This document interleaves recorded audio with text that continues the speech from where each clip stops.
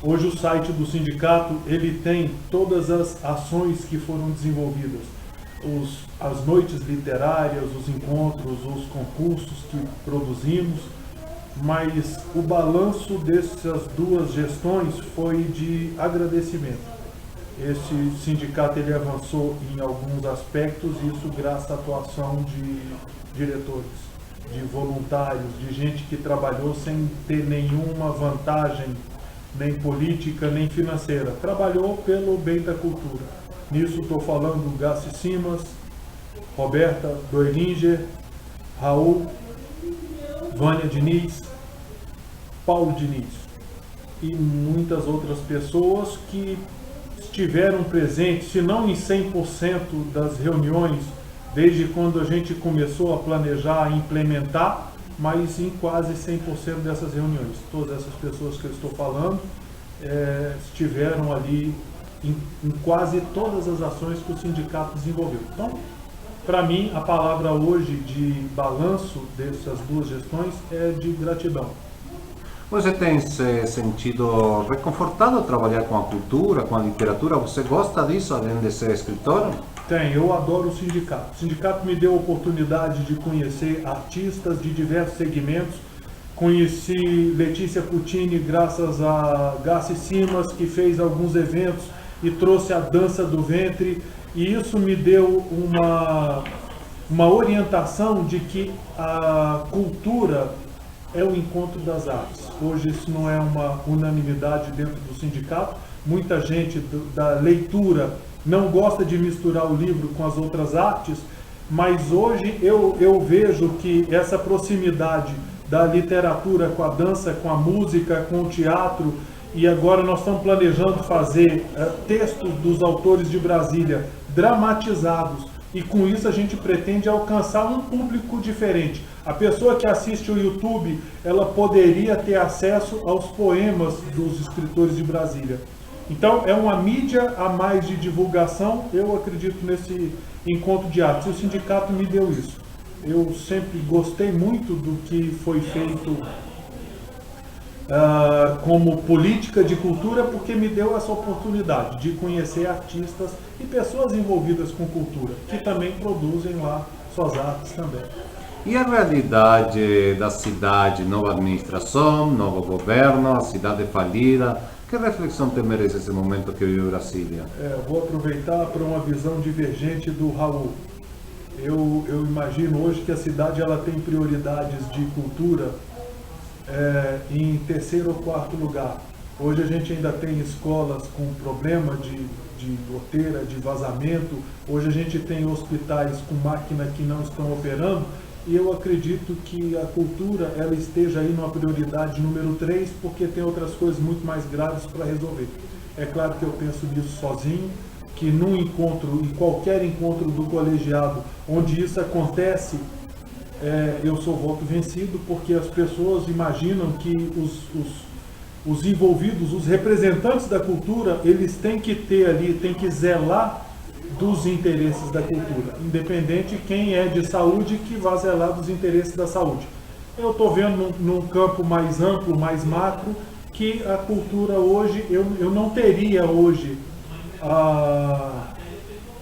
a intenção de requerer os direitos da cultura, e são muitos. Nós temos aí débitos com o governo anterior que foram repassados para esse governo, e que eu entendo que ainda não é o momento de cobrar. E a nível nacional, como que você vê o Brasil? Tem uma reflexão ao respeito? Tem uma reflexão que hoje iniciativa de cultura, ou ela inexistente, ou ela por falta de planejamento, ela não atinge nenhum propósito. Eu não conheço hoje nenhuma iniciativa pública ou privada de cultura que tenha efetividade. Eu costumo me envolver, por exemplo, o Itaú Cultural, ele tem uma iniciativa muito bonita. Ele promove autores brasileiros e publica o livro desses autores, e para quem quiser pode pedir gratuitamente e recebe essa coleção em casa. Então é a modernidade, é saber o que está sendo produzido e receber livros de boa qualidade. Aí você pode fazer doações, você lê isso, lê para os filhos e passa para outras pessoas para que elas possam ler para os filhos também. E eu acho isso um projeto magnífico, mas ele é de pouca relevância. Eu faço isso e repasso. Tenho convicção que as pessoas que recebem os livros de mim repassam também, por sua vez. Mas, ainda assim, para um país de dimensão como a nossa, é uma iniciativa modesta. Hoje nós temos Brasília, uma iniciativa do Luiz Amorim, do Teboni, que ele alimenta as bibliotecas públicas nos pontos de ônibus. Então eu acredito que em Brasília não falta livros. Hoje, se você procurar um material de literatura, você encontra isso fácil e gratuitamente. No Piauí já não é assim. Então hoje eu não vejo uma medida efetiva que possa traduzir isso em resultado. E eu acho que a literatura, a cultura, apesar de ser a prioridade número 3, é o que forma a identidade cultural de uma nação, uma identidade ética, porque quando você fala em literatura, todas as discussões têm convergido para esse assunto da ética, e eu não vejo nada que tenha grandes efeitos, algo capaz de revolucionar. Literatura tem uma coisa muito interessante que eu gostaria de aproveitar essa oportunidade para falar. A cada 100 anos há uma grande revolução. Se você for analisar o primeiro movimento cultural do Brasil, é chamado de quinhentismo. Esse movimento cultural iniciou, o marco dele é a Carta de Pero Vaz ao rei de Portugal. Nessa carta, inclusive, as pessoas de marketing também estão utilizando ela muito na modernidade, porque Pero Vaz pede pelo genro que estava preso na África e ele pediu a remoção desse genro, aproveitando a amizade. Olha, descobri terras férteis, os índios não cobrem as partes, andam aí vergonhosamente nus e tal, agora queria aproveitar para pedir pelo meu genro. Isso aconteceu ali, a primeira rede, o primeiro networking, né, feito. Então esse foi o movimento do quinhentismo, iniciado por Pero Vaz. Depois nós tivemos aí Barroco, e representante do Barroco nós tivemos lá o baiano, o Gregório de Matos, Boca Maldita, que foi um homem corajoso, né, que teve a condição de romper com os preceitos da época. Depois disso tivemos, a cada 100 anos, tivemos revoluções que culminaram na Semana de 22. Pode ter sido a Semana da Arte Moderna, pode ter sido a nossa última grande revolução. Então nós estamos agora à beira de uma nova revolução. Se você for analisar o histórico da literatura no nosso país, a cada 100 anos uma revolução. Seria interessante que o sindicato pudesse participar dela. Eu vejo hoje toda a condição favorável, porque há muito tempo que não acontece nada. Então, tudo indica que agora, 2015 e 2022, nós temos aí 100 anos completos da última revolução cultural e a gente possa propor aí uma nova linguagem. Muito interessante. Obrigado, Elias. Obrigado.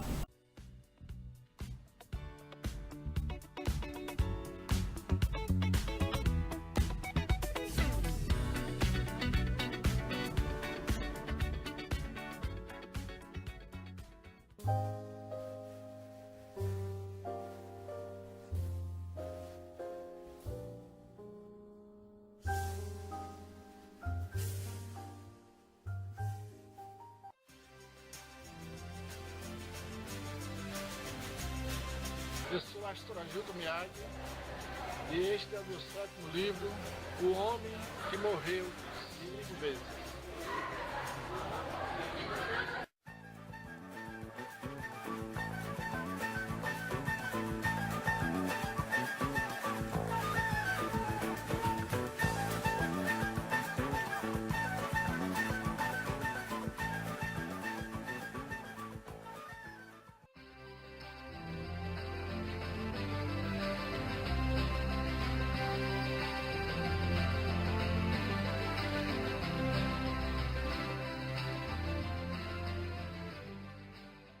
A expectativa minha, dele, de todos os sindicalizados até o momento, eu só vejo falar bem de Marcos Minhares.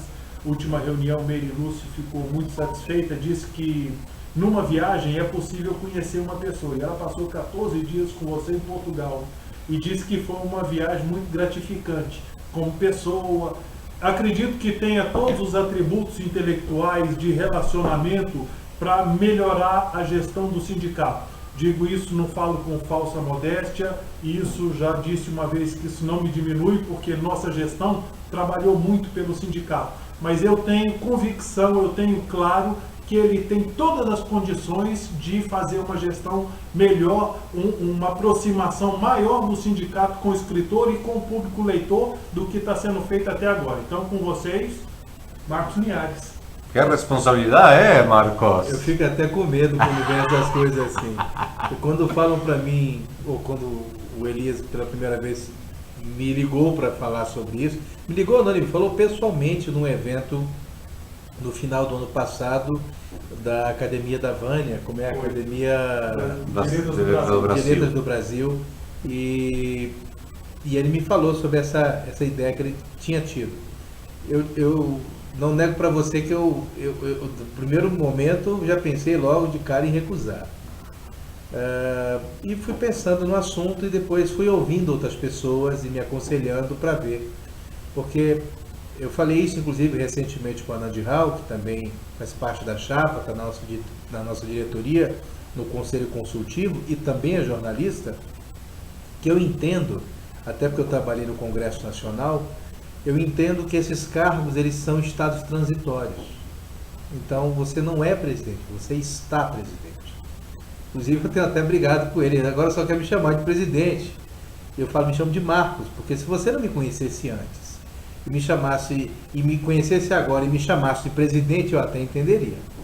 Agora que você já me conhece há muitos anos, e hoje me chamar de presidente, mas ele disse que vai me chamar de presidente e pronto, não vou brigar com ele por causa disso.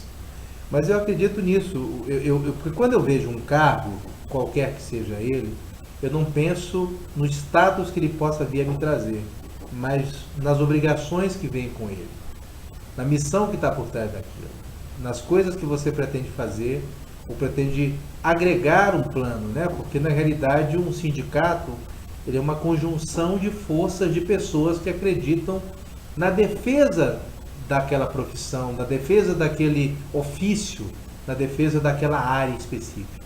Então é um colegiado em que as pessoas vão lutar por benefícios para a categoria. E a nossa categoria está num momento muito triste, e é por isso que eu resolvi assumir. É um desafio, né? É um grande desafio. A nossa reunião de 3 horas discutindo tudo que tem que fazer, a gente não conseguiu nem fechar a pauta, porque tem coisa demais.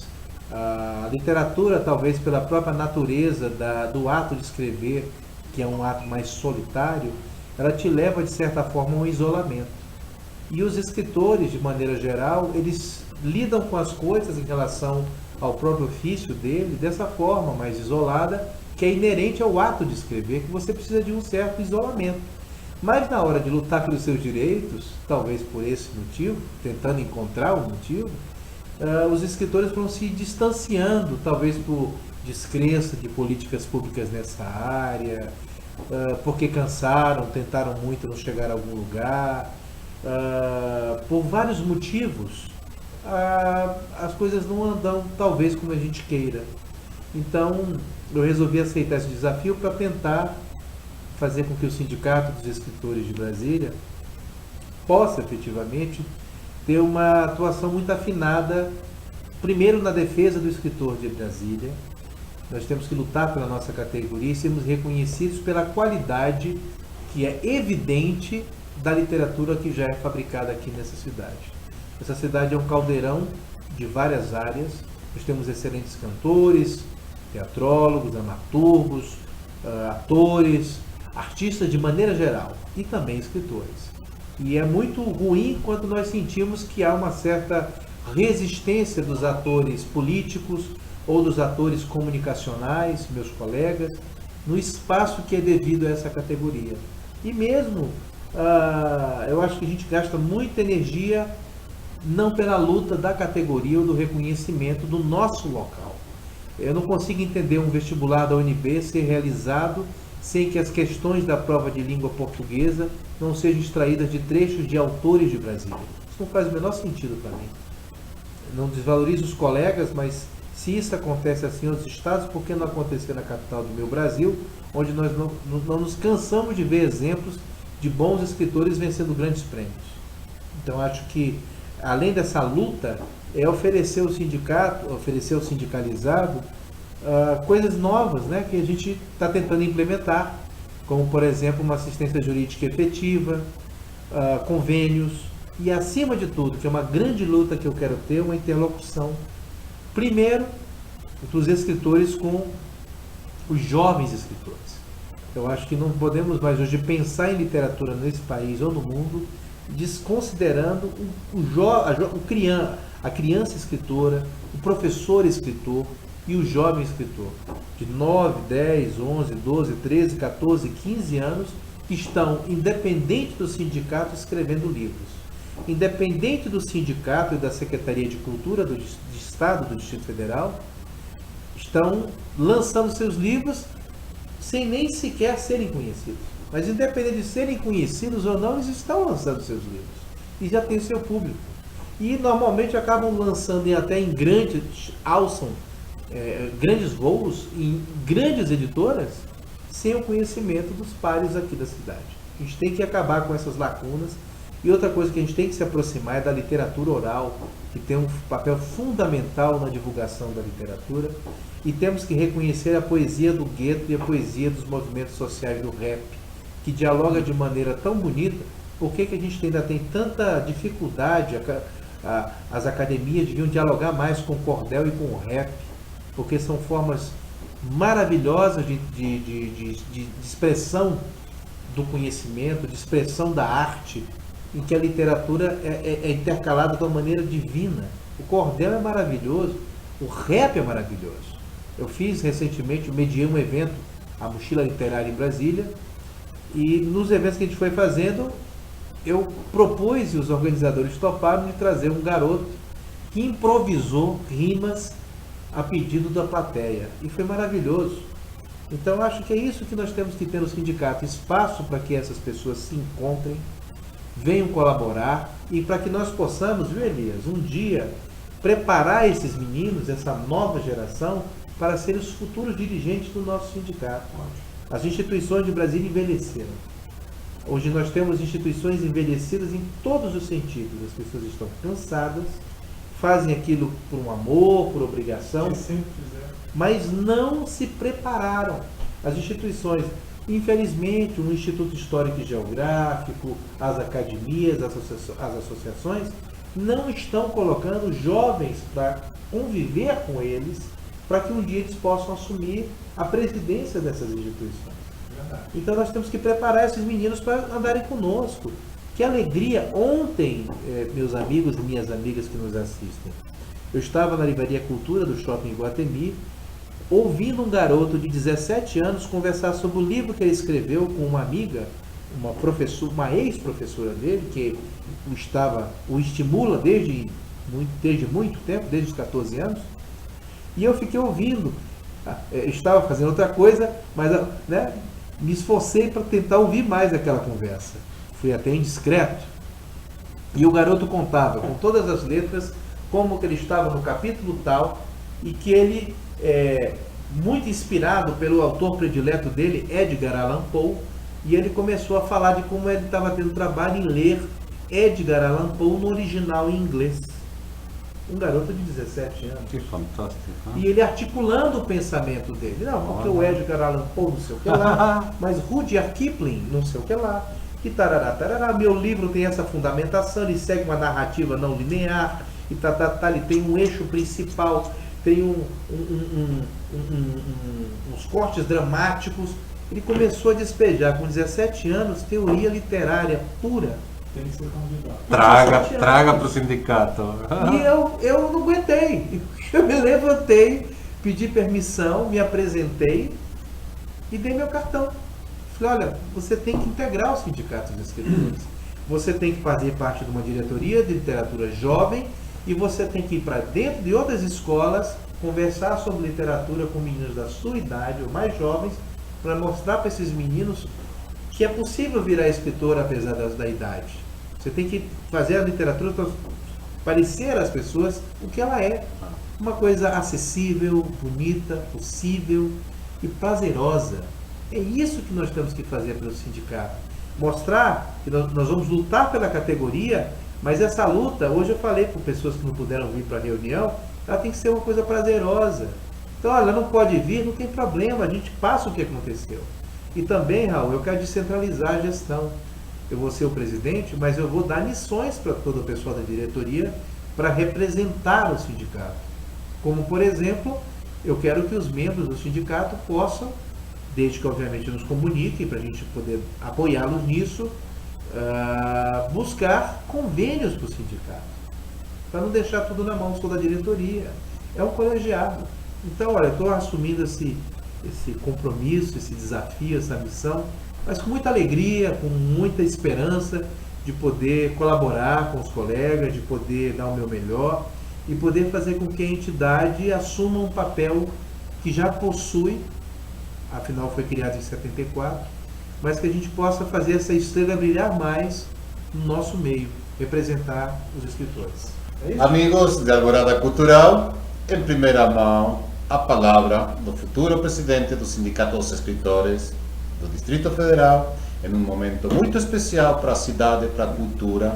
Confiamos muito que esta gente traga força para o nosso sindicato.